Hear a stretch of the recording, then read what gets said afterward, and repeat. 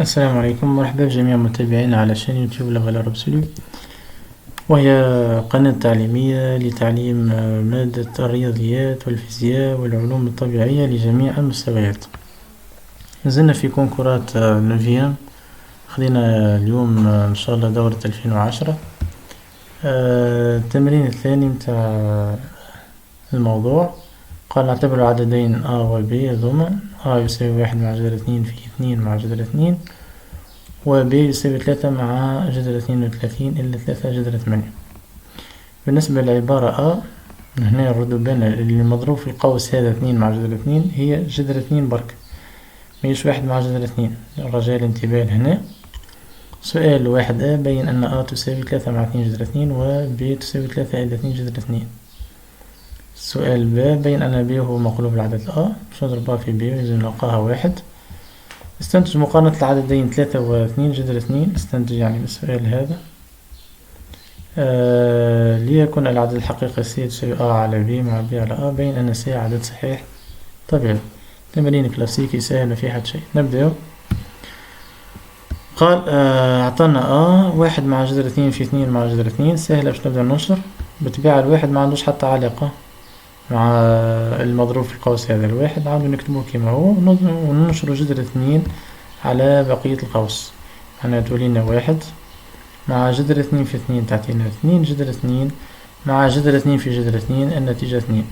إذا تولينا 1 مع 2 جذر 2 مع 2. الأعداد الصحيحة الطبيعية نجمعهم مع بعضهم 1 و 2، تجينا النتيجة 3. 3 مع 2 جذر 2 كما وين يحب يوصل هو. بينالو لي A تساوي 3 مع 2 جذر 2. سهلة، في 6 ثواني أو أقل تخرج النتيجة. نتعداو البي. عطانا بي 3 مع جذر 32 إلا 3 جذر 8. تفكيك متاع جذور عادي مفي حد شي. جذر 32 هي جذر 16 في جذر 2، جذر 8 هي جذر 4 في جذر 2. 3 مع جذر 16 في جذر 2 إلا 3 في جذر 4 في جذر 2. جذر 16 بديهي هو 4 وجذر 4 هو 2، وتكمل تضرب تولي 3 مع 4 في جذر 2 إلا 3 في 2 في جذر 2. هذه تبقى 4 جذر 2 وهذه 3 في 2 تعطينا 6 إلا 6 جذر 2. النتيجة 3 مع 4 جذر 2 إلا 6 جذر 2. الأعداد المركبة دي ما بين أعداد وجذر يدخلوا مع بعضهم إذا كان الجذور كيف هنا جذر 2 وهنا جذر 2، يعني فهذا عائلة. رابح 4 جذر 2 وخاسر 6 جذر 2، النتيجة ناقص 2 جذر 2. تولينا مالا ب 3 إلى 2 جذر 2 كما يحب يبينه هو. مفهوم؟ نتعداو لسؤال 1B. قال بين أن العدد B هو مقلوب العدد A. لازم نضربهم في بعضهم، الجذر متاعهم لازم نلقاه يساوي 1. A حنا وصلنا لها خلصنا لها تساوي 3 مع 2 جذر 2، و B تساوي 3 إلى 2 جذر 2. يعني حتى كان في السؤال هذا منجمتش تبينهم، تنجم تاخدهم في السؤال B بين أن العدد B هو مقلوب العدد A، تاخدهم وتخدم بهم. باهي ناخدو A في B. 3 مع 2 جذر 2 الA هذا في 3 إلى 2 جذر 2، جذر معتبر في شكل A مع B في A إلا B. تاخد الأولاني قوة 2 إلا الثاني قوة 2 تعطينا 3 قوة 2 إلا 2 جذر 2 قوة 2 تعطينا 9 إلا 8 تعطينا 1، وبالتالي A هو مقلوب العدد B. جيم استنتج مقارنة العددين 3 و 2 جذر 2. فما أسئلة أخرين يقول لك قارن ديريكت 3 و 2 جذر 2، لا هنا قال لك استنتج. معناها كي تمشي تخدم الطريقة متاع 3 قوة 2 ومن بعد تمشي تعمل 2 جذر 2 قوة 2 تلقى هذه 8 وهذه 9 وبعد تقارن. لا خليني قاعد ما يعطيكش العدد كامل، ما يعطيكش العدد أصلا. معناها كان هي على 0.75 ولا 0.5 هذه ما تاخد عليها حتى شيء. كان تخدم بالطريقة متاع هذه قوة 2 وهذه قوة 2. علاش؟ لأن السؤال قالك استنتج مقارنة العددين، يعني عندها علاقة بالسؤال هذا. مفهوم؟ باهي نحنا في السؤال هذايا آخر حاجة خلطنا لها شنيا A في B يساوي 1، وعنا نتيجتها من السؤال اللي قبله 3 مع 2 جذر 2 اللي هي موجب، و A في B اللي هي الجذر 3 مع 2 جذر 2 في 3 إلى 2 جذر 2 يساوي 1. مفهوم؟ يعني الجذر هذا A في B عدد موجب، ما هو 1 موجب، A في B موجب، ونعرفوا اللي هذا 3 مع 2 جذر 2 موجب. إذن علامة A في B هي علامة هذا. مفهوم؟ إذا كان علامة أ في بي موجب إذا هذايا علامته موجب. نعاود مثالش. باهي، نحنا نعرفو إلا 3 مع 2 جذر 2 موجب، مفهوم. و أ في بي هي الجذام تاع 3 مع 2 جذر 2 اللي عرفنا اللي هي موجبة في 3 إلا 2 جذر 2.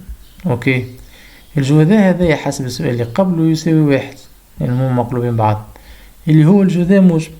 إذا أ في بي موجب وجزء من أ في بي اللي هو 3 مع 2 جذر 2 موجب. إذا أ في بي 3 إلا 2 جذر 2 موجب، مفهوم. إذا 3 إلا 2 جذر 2 موجبة، وبالتالي نهزو إلى 2 جذر 2 من الجهة الأخرى تولينا 3 أكبر من 2 جذر 2.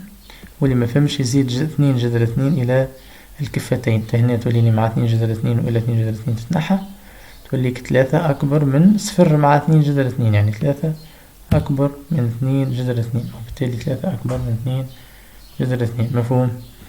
ونعاود ننبه اللي إذا كان يخدم بالقوة 2 راهو يتحسب له غلط، لأنه تقيد بالسؤال قالك استنتج مقارنة للعددين.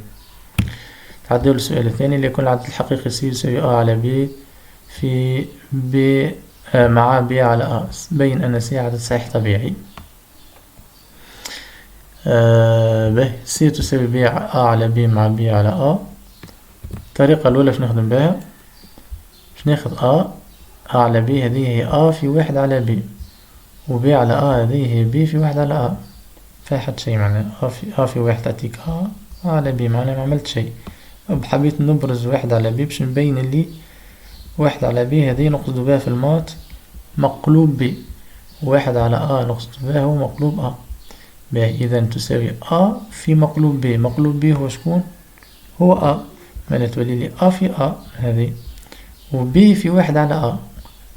هذا 1 على أ هو مقلوب أ، مقلوب أ هو بي، إذا توليك بي في بي. إذا النتيجة سي تساوي أ قوة 2 مع بي قوة 2. وتاخذ الأ اللي خرجناه في أول التمرين، 3 مع 2 جذر 2 قوة 2 مع 3 إلى 2 جذر 2 قوة 2، وتحلهم جزئيات معتبرة مفهم حد شي. تساوي 9 مع 2 في 3 في 2 جذر 2 مع 2 جذر 2 قوة 2 مع 9 إلا 2 في 3 جذر 2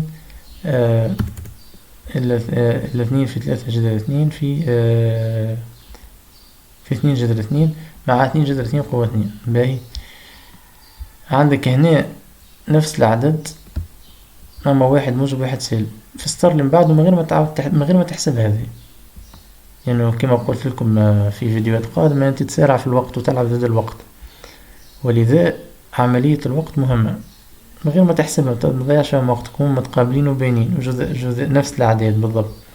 هنا أما واحد موجب واحد سالب، هنا 2 هنا 2 هنا 3 هنا 3 هنا 2 جذر 2 هنا 2 جذر 2. أما هذا موجب وهذا سالب، هوب نشطبهم ونتعدى، يعني مجموعهم صفر. تبقى لي كانت 9 والتسعة هذه، واثنين جذر 2 قوة 2 واثنين جذر 2 قوة 2 اللي هي 8 و8، وبالتالي النتيجة 9 مع 8 مع 9 مع 8 تساوي 34. إذا بيناه اللي هو عدد صحيح طبيعي، تكتب له بالتالي سي هو عدد صحيح طبيعي. اللي مفهمش بالطريقة هذه نزيد نوريك طريقة أخرى اللي هي توحيد المقامات. انت عندك سي تساوي أ على بي مع بي على أ، المقام واحد هو أ بي، يعني نضرب أ في أ مع بي في بي على أ بي، تساوي يعني أ في أ قوة 2 على أ بي مع بي في بي بي قوة 2 على أ بي، تساوي بما أنه ولا عنا مقام واحد تساوي أ قوة 2 مع بي قوة 2 أهي على أ بي، مفهوم. وتساوي أ قوة 2 مع بي قوة 2 على 1، لأنه ذي أ بي حسبناها يبين أن العدد هو مقلوب عدد أ بي يساوي 1، وبالتالي أي حاجة على 1 تساوي نفسها، وبالتالي تساوي النتيجة أ قوة 2 مع بي قوة 2، وترجع كما الأخرى بالضبط تساوي 3 مع 2 قدر 2 جذر 2 قوة 2 مع 3 إلى 2 جذر 2 قوة 2 تتخدم كما أختها بالضبط تساوي 34، مفهوم. هذا هو، نتلقى إن شاء الله في فيديوهات قادمة مع تمارين كونكورات أخرين. و ما تنساوش باش تعملوا ابوني للشان يوتيوب متاعنا باش يهبط في الباج داكوي متاعك كل ما هو جديد فيما يخص الفيديوهات. نلتقي على خير إن شاء الله تعالى.